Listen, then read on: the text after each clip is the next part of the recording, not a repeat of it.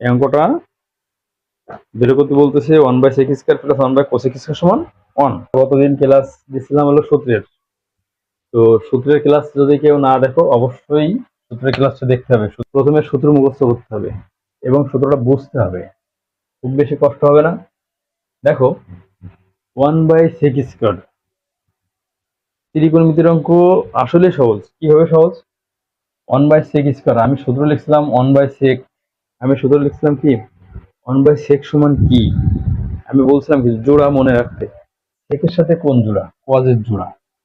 এই যে কজ, সেকের সাথে কজ জোড়া মানে কস থিটা সমান 1/sec থিটা ছিল। আর এখানে এ আছে, থিটার জায়গায় এ লিখবো, সমস্যা নাই।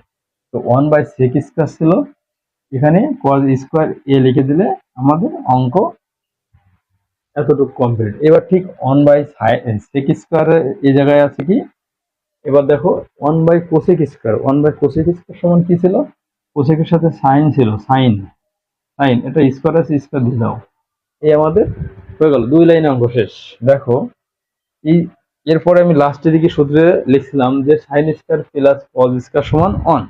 তো এই পাশে আর ও পাশে তো কোনো ব্যাপার না, প্লাস তো আছে, তার মানে এটা তোমার রাইট হ্যান্ড সাইড, অঙ্ক শেষ।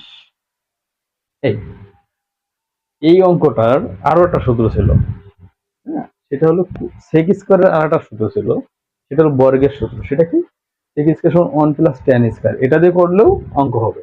cosec² সমান কি 1 + cot², এটা করলেও অঙ্ক হবে, কিন্তু ওইটার থেকে এটা সহজ হবে। ঠিক আছে, এই জন্য এইভাবে করে দিলাম। এইভাবে কিভাবে করলাম দেখো, 1/sec চিন্তা করলাম, আমি স্কোয়ারটা চিন্তা করিনি।